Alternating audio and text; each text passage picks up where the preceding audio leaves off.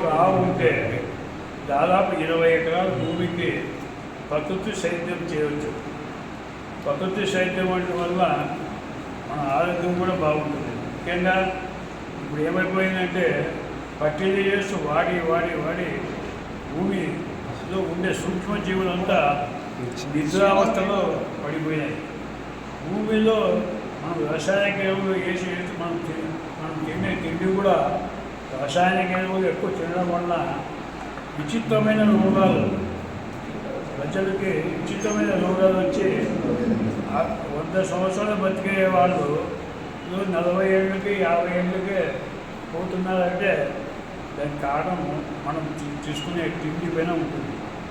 ముఖ్యంగా గోమాతల విశేషం ఏమంటే ఒక ఆవు ఉంటే ఆవు మనం ఇచ్చే ఆవుకి ఏమి ఇస్తాము? గడ్డి ఇస్తాం, ఏదో ఇంత పాలు ఇస్తాం అంటే దాన పెడతాం అంటే తప్ప అది ఏమి ఎక్కువ ఏం ఆశించదు. అయితే ఆవు ఇచ్చే పేడ కానీ మూత్రం కానీ మన పొలాలు మనము జీవామృతము ఘనామృతం మాదిరిగా తయారు చేసుకొని మనము పొలాలు వేసుకుంటే ఈ ఎరువు వేసే పనిదే. దానితోనే మనము ప్రకృతి సేద్యంతో మనము వ్యవసాయం చేసుకుంటాం. ఆ కాలంలో 100 సంవత్సరాలు బతికినారంటే మన తాతలు అప్పుడు ఈ పశువుల నుంచే పేడ తీసుకుపోయి పొలాలు వేసి ఆ పండిన పంటను తిని 100 సంవత్సరాలు బతికినారు. మనం ఎరువు తిని 50 ఏళ్ళకే టికెట్ తీసుకుంటున్నాం పైకి. కనుక ఆవులో ఉండే ప్రాముఖ్యత అది. ఆవులో మనము ఎప్పుడైతే మనం పశువుల్లో వేసిన ఎరువు వాడితే దాని నుంచి ఏవైతే నిద్రావస్థలో ఉండే సూక్ష్మజీవులన్నీ లేచి వచ్చి ఉండేది. ఒకప్పుడు ఎక్కడో మేము పొలాలు పోయినప్పుడు చిన్నప్పుడు పొలాల్లో వానపాములు కనపడేది. ఈరోజు వానపాములే కనపడదు. పొలంలో ఒక అడుగు దున్నినా మనం వానపాము చూస్తామంటే కనపడదు. ఎప్పుడైతే వానపాములు భూమిలో ఉంటే అది విసర్జించే మనం వేసే ఎరువు అది తిని అది మనకి ఎరువు ప్రసాదిస్తుంది. ఎప్పుడైతే ఆ ఎరువు వచ్చిన తర్వాత చెట్టుకు కావాల్సిన పోషక పదార్థాలు ఏవైతే ఉంటావో పెరుగుదలకి పంట బాగా వచ్చేదానికి దానికి అంతా ఈ వానపాము విసర్జించిన ఒక దీంతో వస్తుంది. ఇది మనం గ్రహించుకోవాలి. ఇప్పుడు అందుకే కేంద్ర ప్రభుత్వం కానీ రాష్ట్ర ప్రభుత్వం కానీ ప్రకృతి సేద్యం చేయాలని చెప్తున్నారు. అలాగే యూపీకి పోతే ఇంటింటికి ఒక ఆవు ఇస్తామంటున్నారు ఉండే ముఖ్యమంత్రులు. మరి ఇక్కడ కూడా మన ముఖ్యమంత్రి ఇంటికి ఒక ఆవు ఇవ్వాలి. ఎందుకంటే ఆయన కూడా సన్నత ధర్మాన్ని గౌరవించాలి.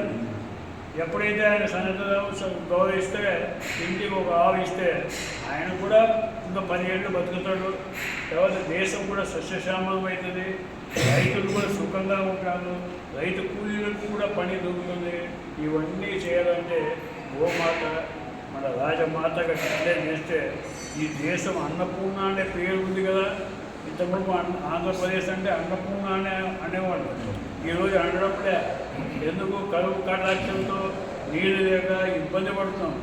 ఇవన్నీ రైతులు వలసపోతున్నారు. రైతు కూలీలు కూడా చాలామంది వలసపోతున్నారు. ఊళ్ళు ఖాళీ అయిపోతున్నాయి. దీనికంత కారణం మనం గోమాతకి ఎప్పుడైతే మనం మరి గౌరవిస్తామో ఎవరు కూడా ఊరు ఇసుకుంటే పని లేదు. గోమాతని ఒక నమ్ముకుంటే ఆ ఇంట్లో ఉండే వాళ్ళందరూ ఆ గోమాతని నమ్ముకొని పని చేసుకోవచ్చు. దానికి వచ్చే పాలు తీసుకొని మనము కూడా బాగా ఉండవచ్చు. అలాగే పశువులకు వచ్చిన ఏదైతే పేడ ఇవన్నీ ఉన్నాయి గోమూత్రము అవన్నీ మనం పొలాలు చేసుకుంటే బాగుంటుంది. ఈరోజు అరబ్ దేశాల్లో కూడా మనం పేడ ఎక్స్పోర్ట్ చేస్తున్నాం. ఇది చాలామంది తెలియదు. మన పేడ అక్కడ పోయి ఎడాల్లో మన ఆవు పేడ తీసుకుపోయి ఖర్జూర పండు పండిస్తారు. అవే ఖర్జూర పండు మనం తింటున్నాం. మన దేశంలో ఖర్జూర పండు పండించవచ్చు. రాజస్థాన్ పోటీ ఖర్జూర పండు పండించవచ్చు. ఇవన్నీ ప్రభుత్వం ప్రోత్సహించాలి. ప్రభుత్వం ఎప్పుడైతే ప్రోత్సహించి వాళ్ళకి సదుపాయం కల్పిస్తే ప్రతి రైతు బాగుంటాడు, ప్రతి జీవం కూడా బాగుంటుంది. చెప్తూ జీవం బాగుండాలంటే భగవంతుని ఆశీర్వాదం కావాలి. మా దాంట్లో ఫస్ట్ భగవంతుడికి ఆదినాథ్ అనే భగవంతుడు మాకు కింద గుర్తు వచ్చి ఆవు గుర్తు మాది. అట్లా పాదస్మని వస్తే పాము ఉంటుంది.